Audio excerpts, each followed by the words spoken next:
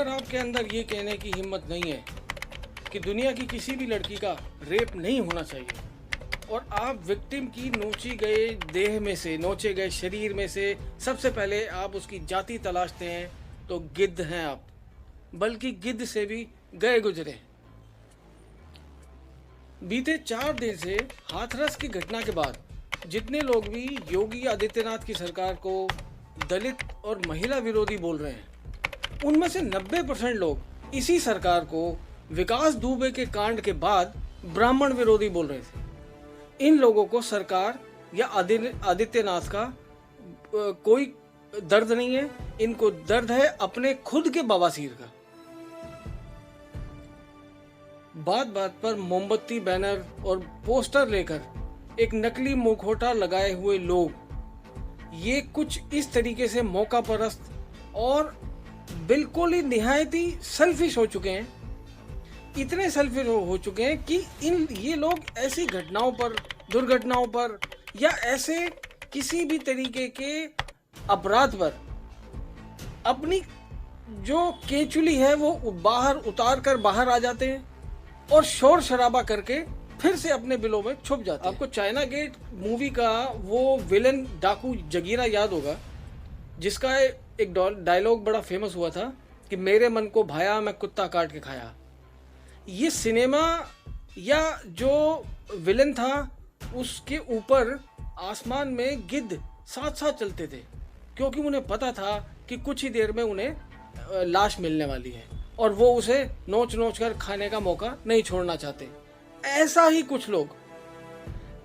कुछ लोग हाथरस की जो घटना हुई या दुर्घटना हुई, जो नहीं होना चाहिए था, ऐसा किसी के साथ भी नहीं होना चाहिए था, लेकिन ये जो स्वयंभू अपने आप को सो कॉल्ड अपना महिला सशक्तिकरण का नारा देने वाले लोग, फेमिनिस्ट कहलाने वाले लोग, या जिनको ये मैं पत्रकार नहीं कहता, पत्तलकार, दलाल पत्रकार कहता हूँ, ये लोग अपने बिलों से बाहर आ गए हैं और अपने मुंह की बवासीर बाहर निकालने लगे हैं।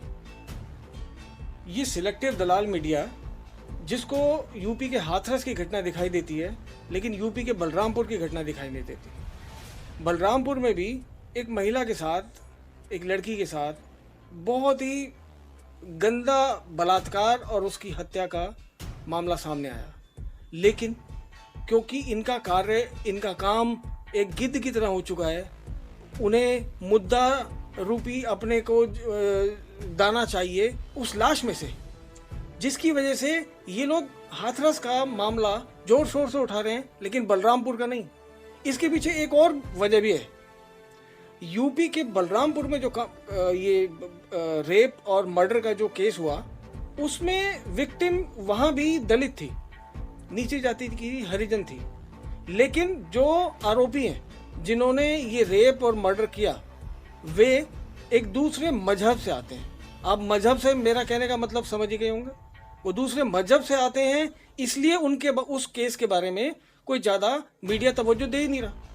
वहाँ पर बिल्कुल मौन है, बिल्कुल चुप है, कोई खबर नहीं, कोई बात नहीं। एनसीआरबी के डेटा के हिसाब से राजस्थान इंडिया में टॉप पर है, जहाँ पर रेप की घटनाएं हर साल सबसे ज़्यादा होती हैं, लेकिन बात होती है किसी एक दूसरे प्रदेश के बारे में। क्यों? क्या इसको ये एक सिलेक्टिव जर्नलिज्म नहीं कर रही हमारी मीडिया? अब इसको, ऐसी मीडिया को दलाल मीडिया ना कहा जाए तो क्या कहा जाए? ये देख के भी बुरा लगता है कि इस हाथरस की घटना में जो महिला पत्रकार हैं, जिनमें आज तक की अपना अंजना ओम कश्यप भी है, दवायर की रोहिणी सिंह है, और भी अलग अलग आरफा खानम शेरवानी है या बरखा दत्त है, ऐसे बहुत सारी महिला पत्रकार हैं जो पत्रकारिता के नाम पर सिलेक्टिव जर्नलिज्म करने पर आमादा हो गए हैं। इनको बलरामपुर की घटना नहीं दिखाई देती, इनको राजस्थान में अलवर में, जयपुर में या और जगह पे ऐसे केस नहीं दिखाई, रेप के केस नहीं दिखाई देते। इनको दिखाई देता है सिर्फ एक खास प्रदेश, एक खास जाति, एक खास धर्म। पहली बात तो ये है कि ऐसा किसी के साथ भी नहीं होना चाहिए, बिल्कुल नहीं होना चाहिए। लेकिन अगर होता है तो उसमें हमें सिलेक्टिव नहीं होना चाहिए। अगर हम सिलेक्टिव होते हैं तो इसका मतलब कि हम एक पक्ष को ही तवज्जो दे रहे हैं, दूसरे पक्ष को नहीं।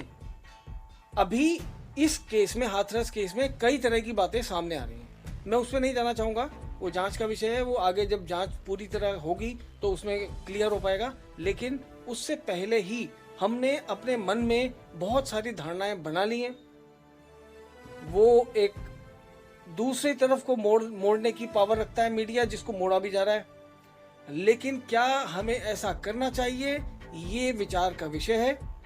इस पर आपके क्या विचार हैं, मुझे कमेंट सेक्शन में जरूर बताइएगा। आगे मैं वीडियो बनाऊंगा कि रेप हमारे देश में क्यों होता है या इस संसार में क्यों होता है, रेप के पीछे की वजह क्या है। धन्यवाद। जय हिंद।